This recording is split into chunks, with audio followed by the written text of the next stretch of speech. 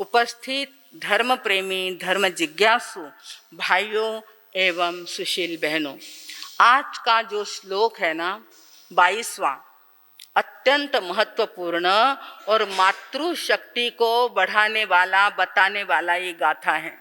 मातृशक्ति कितनी जबरदस्त होती है, माँ की शक्ति कितनी ज़्यादा और कितनी सुंदर होती है, कैसे वो अपने पुत्र को जन्म देती है, इसका वर्णन कवि मानतुंग आचार्य जी ने आज किया है। आज तक उनके काया की सुंदरता को, मन की सुंदरता, बुद्धि की सुंदरता सब कुछ बताया, परंतु आज देखते देखते उनको एकदम से ख्याल में आया कि अरे ये अपने आदिनाथ भगवान, ऋषभदेव भगवान, प्रथम तीर्थंकर, इनका उगम स्थान क्या है, इनका जन्म स्थान क्या है, कहाँ से आए हैं। ऐसा जब विचार करते हैं तो किसको लक्ष्य में लाते हैं? माँ को लक्ष्य में लाते। माता का वो उपकार आज वो मानने को लगाते हैं। उसी समय जब उन्होंने स्तोत्र बनाया, उसके पहले से हमारे यहाँ मातृशक्ति को बड़ा सम्मान दिया हुआ है, सत्कार किया हुआ है। आज की गाथा ने तो पूर्ण कमाल कर दी है।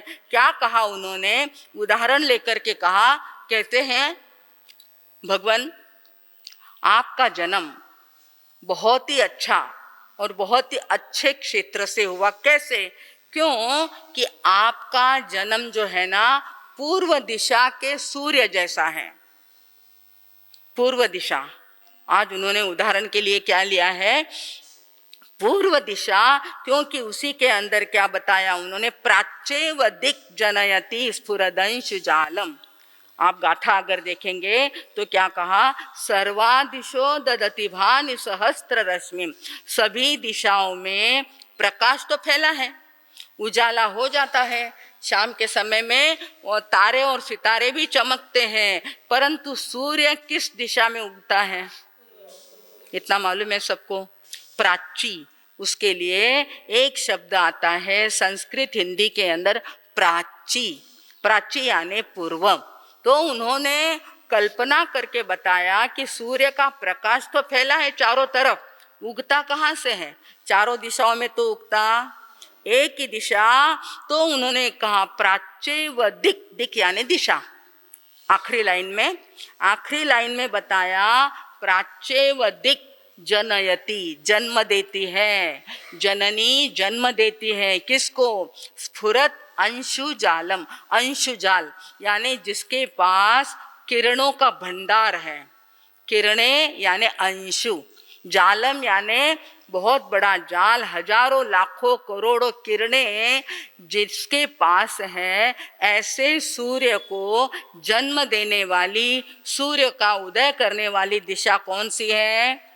पूर्व दिशा है। माता, आज हम देखते हैं कि स्त्री की दशा को वर्णन करते हुए उसका महत्व कितना बड़ा बताया है। स्त्रीणाम शतानि शतशो जनय, कितना वे निसर्ग के साथ चल रहे हैं, कवि जमाने के साथ चल रहे हैं। और क्या कहा पहली लाइन में? स्त्रीणाम, अनेकों स्त्रियां अनेकों पुत्रों को जन्म दे रही हैं। स्त्रीणाम शतानि, सैकड़ों स्त्रियां जनयंती पुत्रान शतशो, सैकड़ों स्त्रियां सैकड़ों पुत्रों को जन्म देने वाली होती है, हो रही है। परंतु माता न अन्य, नान्य शब्द आया ना दूसरी लाइन में, देखिए मंगल स्मरण में देखिए, नान्या सुतम, सुत यानी पुत्र, कोई दिशा त्वदुपमम, तुम्हारे जैसे उपमा वाली जननी ने सूर्य को प्रसूत नहीं किया है। किसी ने तीर्थंकर को जन्म दिया है? सामान्य आचार्य को जन्म दिया है क्या? साधु संतों को जन्म दिया है क्या? माता, आपने तो क्या कर दिया? तीर्थंकर को जन्म दे दिया, आदिनाथ भगवान को। नान्या सुतम, ऐसा त्वदुपमम, तुम्हारे जैसी उपमा हम कहीं पर दे, ऐसी माताएं देखने को मिलती। ध्यान में आ रही है बात? उन्होंने तुलना करी है पूर्व दिशा के साथ। सूर्य तो पूर्व दिशा को जन्म देती है और आपने आदिनाथ भगवान को जन्म दिया है। माता मरुदेवी, उनकी माँ का नाम क्या था? मरुदेवी माता, क्योंकि तीर्थंकरों की भूमि ही कौन सी भूमि है? तीर्थंकरों को जन्म देने वाली माता तो है ही, परंतु भाई और बहनों ये पूर्व है ना, बड़ा महत्वपूर्ण है। जहाँ अपन लोगों ने जन्म लिया ये पूर्व दिशा है। ये पूर्व दिशा तीर्थंकरों को जन्म देने वाली दिशा है। कभी सुना आपने कि अमेरिका और ऑस्ट्रेलिया, अफ्रीका, वहाँ पर किसी तीर्थंकर का जन्म हुआ? कभी सुना? वो आर्य भूमि नहीं है, वो मात्र भोग भूमि है। आर्य भूमि अपनी भारत की है। भारत, बड़े माँ साहब कई बार कहते हैं भारत। एक तो उसका शब्द का नामकरण हुआ है भरत क्षेत्र से। भरत महाराजा आदिनाथ भगवान के सबसे पहले प्रथम पुत्र थे। करोड़ों करोड़ों वर्ष पूर्व की ये इतिहास की कहानी है कि भरत नाम उसी से बना हुआ है। और दूसरा, अगर शब्द की फोड़ करेंगे ना तो भा यानी प्रकाश, भा यानी आभा, प्रभा, विभा, भा यानी आभा मंडल कहते हैं ना, आगे आएगा अपने उस अष्ट महाप्रतिहार्य में। तो भास्कर यानी सूर्य, प्रभा करने वाला, प्रकाश देने वाला। हमारी जो ये भारत भूमि है, भारत, भा में रत रहने वाली, प्रकाश में रहने वाली, प्रकाश को दिशा देने वाली ये भारत भूमि है। बड़ी महत्वपूर्ण हमारी ये भूमि कहलाती है भाई और बहनों। और इसके लिए यहाँ अनेकों अनेकों संत, महापुरुष, तीर्थंकर आदि महान ऐसी आत्माओं का जन्म हुआ है। एक तो वो दिशा है पूर्व, और दूसरी अपन जो रह रहे हैं वो भी दिशा कौन सी है?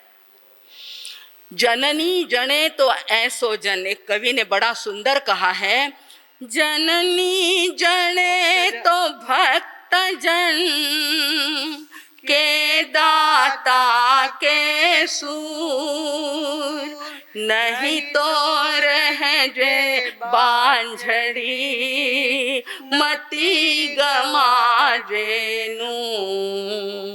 बड़ा सुंदर अनुभवी कवि ने लिखा है, जननी जने तो ऐसो जन भक्त जन के दाता के शूर। अगर तुझे जन्म ही देना है तो भक्त हृदय को जन्म देना, क्रूर हृदय को नहीं। जो दूसरों को तकलीफ दे ऐसे व्यक्ति को तुमने जन्म देना नहीं है। जननी जने तो भक्त जन के दाता। अगर नहीं भक्त हुआ तो कम से कम वो कौन होना चाहिए? दाता। दान शूर, समाज के लिए, देश के लिए जो दान करता है वो एक महापुरुष कहलाता है। अगर जन्ना है तो ऐसे पुत्र को जन्ना। और दूसरी बात बताई के दाता के शूर, शूरवीर व्यक्ति को जन्म देना। कायर को जन्म देने वाली माता पूजनीय नहीं हो सकती। कायर को, साधारण से जीव को जन्म देने के लिए कोई अपन सामान्य लोग है क्या? अगर जन्ना ही है तो ऐसे पुरुषों को जो दाता है, भक्त है और शूरवीर है, देश पर काम आता है। आज अपन देखते अपने देश के प्रधानमंत्री कैसे है साहब, आप ही सोचिए। प्रधानमंत्री मोदी जी की माता अभी भी है 100 साल की हो गई, 100 साल की उम्र हो गई। हमारे बड़े मार साहब को उनका बड़ा कौतुक है कि ऐसी माता ने ऐसे पुरुष को जन्म दिया जो शेर जैसा है। हमारे भारत का पुण्य है कि ऐसे प्रधानमंत्री अपने को मिले, जो धर्म को मानते हैं, मंदिर को मानते हैं, पूजा पाठ को मानते हैं और माँ की क्या करते हैं? पूजा करते, भक्ति करते, पूजा करते गंगा नदी की। आज परसों जब उनका जन्मदिन आया, 17 तारीख को, 17 को उनका था और 18 को अपने शिव गुरु का था, तो उन्होंने क्या किया? एक नया उपक्रम किया। जितना भी उनको आज तक गिफ्ट मिला, मोदी जी को जितनी गिफ्ट मिली, भेंट में जो वस्तु आई, उनका लीलाव बोल करके जो पैसा उस लीलाव में, उस बोली में आया है, उस पैसे को उन्होंने गंगा नदी के लिए अर्पण किया है कि इस नदी को सुधारो, अच्छी बनाओ, क्योंकि गंगा नदी सफाई करो। अपने भारत की एक श्रृंगार की एक कथा है वो गंगा नदी, और उसको स्वच्छ करने का, उसको सुधारने का कार्य आप चालू करें। ये अनुदान मेरी तरफ से, ना केक काटा और ना किसी को फूंक मारी, कुछ भी नहीं किया। ऐसा अनोखा जन्मदिन उन्होंने मनाया। भाई और बहनों, ऐसे अपने भारत के प्रधानमंत्री और उनकी माता, यहाँ पर आज गौरव किसका है? माँ का है, माता का है कि आज माताएं सैकड़ों पुत्रों को जन्म देती है, परंतु सैकड़ों वैसे निकलते हैं क्या? क्यों? क्योंकि माता को वैसा रहना पड़ेगा। अपने यहाँ जो बात बताई है वो इस महत्व की है कि माँ का आचरण कैसा होना चाहिए। माँ जैसी होगी वैसी तो खान तशी तेवढं माहिती है ना, खान तशी माती असते कि नहीं। जैसे आपका आचरण होगा वैसे आपके बच्चे होंगे। आपको पहले चारित्रवान बनना पड़ेगा, अपने जीवन को सुसंस्कारमय बनाना पड़ेगा। जैसी माता होगी ना वैसा ही तो उसका बच्चा पैदा होगा। इसलिए माँ का बड़ा महत्व है। और माताएं अगर खाली बाहर की बातों में रहेगी, साज श्रृंगार में रहेगी, धर्म के महत्व को नहीं जानेगी, और पता नहीं वो क्या चलता है, पब पार्टी और लब पार्टी, क्या क्या पार्टियां चलती, किटी पार्टी, भिशी पार्टी, ऐसा जो भी कुछ होगा XYZ, उसके अंदर वो अगर रममाण रहेगी तो बच्चों को संस्कार कौन देगा? संस्कार देने के लिए कोई दाई माता नहीं आती, नर्स नहीं आती, कोई बाहर के लोग नहीं आते। माँ का वो प्रभाव होता है कि माँ जैसा करती है ना वैसा बच्चा करता है। आप जितना भी वो देखेंगे वो मोबाइल, उतना बच्चा देखता कि नहीं, आपसे ज़्यादा देखता। वो क्या करता? दुगुना आपके जैसा होने का प्रयत्न करता है। तो अपने को चाहिए कि माताएं कैसी हो।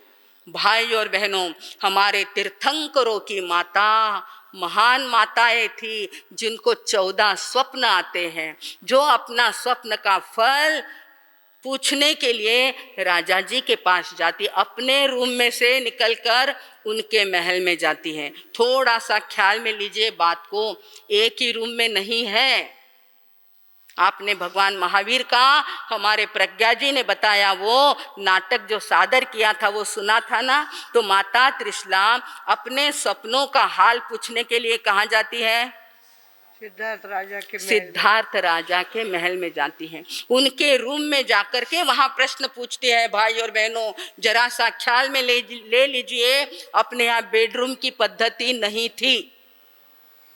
बच्चे बड़े हो जाए, 15-16 साल के हो जाए, तो माँ बाप को उनके साथ रहना जरूरी है। अपना बेडरूम और अपना अमुक और अपना ढमुक ऐसा करेंगे तो वो बेचारे बाहर में रात को 12 बजे 2 बजे क्या देखते बैठेंगे? क्यों? अगर आप रहेंगे तो आप ध्यान रखेंगे।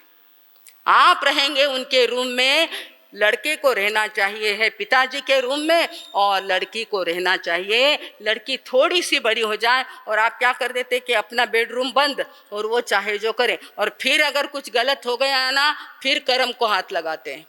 अरे ऐसा हो गया, पहले ध्यान नहीं दिया।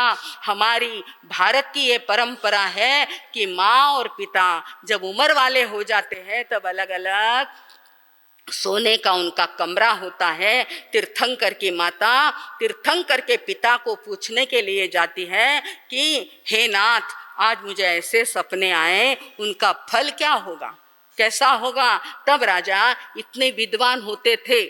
राजा भी कैसे होते थे भैया? इतने विद्वान। ऐसे महाराजा सिद्धार्थ ने जवाब दिया कि 14 सपने इस अर्थ को लेकर के आए हैं, ऐसे माता और ऐसे पिता अब देखने को मिलते हैं क्या? आज की गाथा कह रही है, स्त्री आजची, कालची आणि उद्याची स्त्री कशी असावी। एक हमारा सम्मेलन लिया था पिंपरी चिंचवड़ के एक बहन ने, जो प्राध्यापिका थी, सौभाग्यवती सुरेखा जी कटारिया, उसने कहा हमारे साहब हमको स्त्रियों का सम्मेलन लेना है और उसका हेडिंग रहेगा स्त्री आजची, उद्याची आणि कालची। पहले कैसी थी, आज क्या चल रहा है और कल क्या होने वाला है, क्योंकि नई नई बहुएं आ रही हैं, नई नई पीढ़ियां निर्माण हो रही है। उस पीढ़ी में शुरू से ही कैसे संस्कार डालना, ये हमारा कर्तव्य होता है। आज की गाथा ने हमको सिखाया है कि जागो बहनों, जागना जरूरी है। सिर्फ उस पीढ़ी को नाम नहीं रखना, 1906 से आजकल कहीं सुने नहीं, क्यों नहीं सुनता, आपकी आज्ञा में क्यों नहीं रहता। बड़े मार साहब ने, प्रीति सुधा जी ने दीक्षा ली तब नौजवानी में दीक्षा ली, हमने सबने दीक्षा ली तब 18-19 साल के उम्र में दीक्षा ली, तब नौजवानी थी ना। पर संस्कार कैसे थे, बाहर जाने का मन हुआ, माता जी ने कहा कि अपने को दीक्षा लेना है, सगाई करना नहीं और शादी के लफड़े में पड़ना नहीं। बेन मार साहब ने उनकी आज्ञा का क्या कर लिया, पालन किया। आज आपकी आज्ञा को पालने वाले बच्चे हैं क्या? आप चाहते हैं कि बच्चे व्याख्यान में आ जाएं, बच्चे भक्तामर स्तोत्र पाठ करें। आपको नहीं लगता ऐसा कि अपने बच्चे भी सीखे, आगे आए और पढ़ाई में 1 नंबर लाए? आपको नहीं लगता क्या? लगता तो बहुत है मारा साहब, कहते हैं पर सुनते है ना। घर घर की कहानी ऐसी है ना सुरेंद्र भैया, बिल्कुल ऐसी है। वो चाहते हैं कि उनके बच्चे आए, उनके बच्चे संस्कार प्राप्त करें, परंतु ये जाग कब आनी चाहिए थी, जब सूर्य उदय होता है ना, तब 12 बज गए हैं, सूर्य उदित हो गया है और फिर आप पछतावा करो तो चलने वाला नहीं है। सूर्योदय के समय और प्राची दिशा जो है, पूर्व दिशा को बहुत महत्व दिया गया है।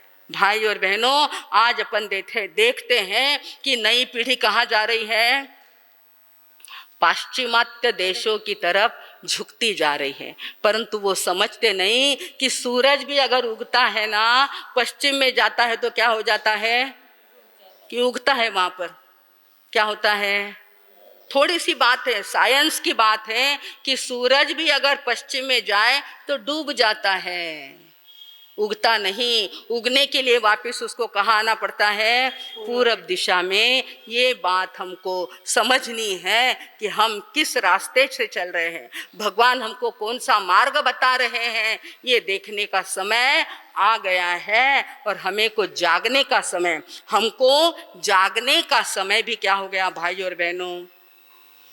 सोचिए, आपको अभी भी सोचने का समय दे दिया है। क्या कहा, अभाव, बड़ा सुंदर एक शेर मिला था मेरे को, उसमें लिखा था अभाव आकाश का नहीं, आकाश तो बहुत बड़ा है, अभाव आकाश का नहीं उड़ने वाली पाखों का है। अभाव आकाश का नहीं उड़ने वाली पाखों का है, अभाव प्रकाश का नहीं देखने वाली आंखों का है। अभाव प्रकाश का नहीं देखने वाली आंखों का है। भरे समंदर के बीच रहकर भी, भरे समंदर के बीच रहकर भी मीन यानी मछली प्यासी क्यों, भरे समंदर के बीच रहकर भी मछली प्यासी क्यों। यह प्रश्न सिर्फ मेरा नहीं, यह प्रश्न सिर्फ मेरा नहीं, हजारों लाखों का है। ये प्रश्न मेरा नहीं, हजारों लाखों का है। अभाव आकाश का नहीं उड़ने वाली पाखों का है, अभाव प्रकाश का नहीं देखने वाली आंखों का है। ये प्रश्न मेरा नहीं, हजारों लाखों का है।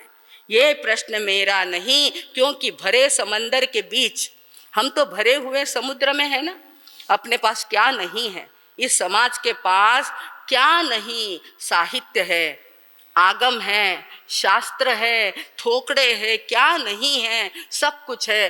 फिर भी हम कहे कि हम प्यासे हैं, तो ये प्रश्न किसका है साहब? भरे समंदर के बीच रहकर भी मीन प्यासी क्यों, ये प्रश्न मेरा नहीं, हजारों लाखों का है। हमें जगाने के लिए चातुर्मास आए हैं, हमें जगाने के लिए संत आए हैं। और कम पड़ा तो आप लोग संत दर्शन को भी जाके, सिर्फ जाके आना क्या, कुछ लेके आना।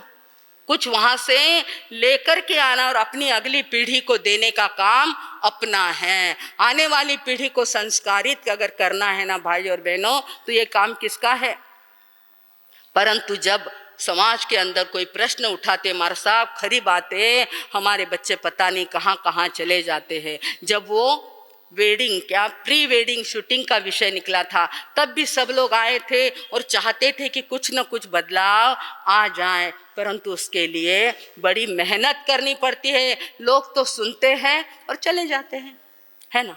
कपड़े यहाँ पर झटके क्या और व्याख्यान वहाँ जाकर झटका क्या, कोई फर्क नहीं पड़ता। दूसरा चौमासा आया कि वापिस पहले पाड़े वही। ऐसा नहीं हो, कुछ न कुछ प्रगति हमें अवश्य करना है। आज की गाथा के अंदर मुझे ज़्यादा कुछ कहना नहीं था, परंतु जब जब याद आ जाता है तब आप लोगों को कह देते हैं। भाई और बहनों, हमारे तीर्थंकरों के माता पिता का संसार अल्प होता है, उनके भी जन्म मरण ज़्यादा होते नहीं। पिता जैसे सिद्धार्थ है, नाभि राजा है, उनके तो सिर्फ उसी भव में या अगले 2 भव के अंदर वे मोक्ष में चले जाते हैं, इतनी पुण्यवानी होती उनकी। और माता और ज़्यादा 2 भव करती हैं और मोक्ष में माता और पिता।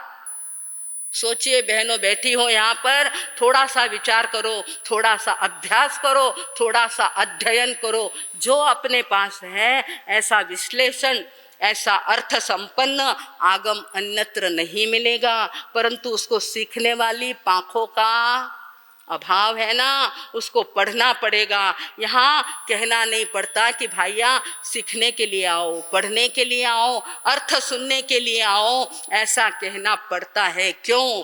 क्योंकि अभी तक उसकी जान हुई नहीं है, उसका महत्व जाना नहीं, उसको प्रायोरिटी दी जाती नहीं, और दी जाती है सिर्फ और सिर्फ अपने संसार को बढ़ाने वाले कार्यक्रम को जो है उसको बढ़ावा दिया जाता है। वो जड़ है और अपन चेतन है। वो क्या है? कितना भी महंगा क्यों ना हो, वो क्या है? सारा जड़ और चेतन का खेल है भाई और बहनों। किसको कितना महत्व देना ये अपने ऊपर निर्भर करता है। तो आज के श्लोक से हम सीखें कि हमें कैसे बनना है। जब आप लोगों ने संसार रचाया ही है, आप माता बन रही हैं, तो कैसी माता बने, कैसे पुत्र को जन्म दे, पीढ़ी कैसी निर्माण करें। पीढ़ियाँ, आज की पीढ़ियाँ कैसी कैसी कहाँ कहाँ जा रही हैं, उनको वहीं पर से क्या लगना चाहिए? ब्रेक लग जाना चाहिए कि नहीं, हमारी खानदानी ऐसी नहीं है। इसीलिए अपने यहाँ शाखा देखने का काम होता था। कितनी शाखा देखते थे कि नहीं? 4 शाखा। वो इसी के लिए शाखा देखते समय खानदान देखा जाता है, इसका खानदान कैसे है। और शाखा का मतलब साक्षी होता है। उनकी साक्षी कौन कौन देता है, उनकी इज्जत कितनी है समाज में, उनकी प्रतिष्ठा कितनी है समाज में, ये देखा जाता था। इसलिए शाखा देखी जाती। एक बहन ने तो यहाँ तक कह दिया, महाराज अगर ऐसी वैसी कोई लड़की आ जाए, घर के अंदर भेद डालने वाली आ जाए, तो हम कह देते भैया हमारी 5वीं शाख श्रमण संघ की है। एक बहन ने कहा, कितनी हिम्मत होगी उसकी, कितनी शक्ति होती उसकी। उसने कहा कि जब मेरे एक गुरु को मान लिया और कोई दूसरी बहू आके घर के अंदर 2 फाटे डाले, ऐसा कर दे, 2 फड़ी डाल दे, ऐसा हमको नहीं चाहिए। इसमें भी हिम्मत लानी पड़ती है, इसमें भी ताकत लानी पड़ती है भाई और बहनों। ऐसी हिम्मतवान बहनें हमारे गांव में है, थी और रहेगी, है कि नहीं? बराबर है, अभी भी है। ऐसी बहनें जो दिख रही है ना, बड़ी शक्तिशाली बहनें हैं, और पहले भी थी। माताजी मार साहब, बिरदी कुंवर जी मार साहब, ऐसे महान महान सतियों का, माताओं का ये गांव है, और आगे भी ऐसी स्त्रियां होने वाली हैं। इसलिए आज की गाथा जो है ना, स्त्री नाम शुरुआती किसकी है?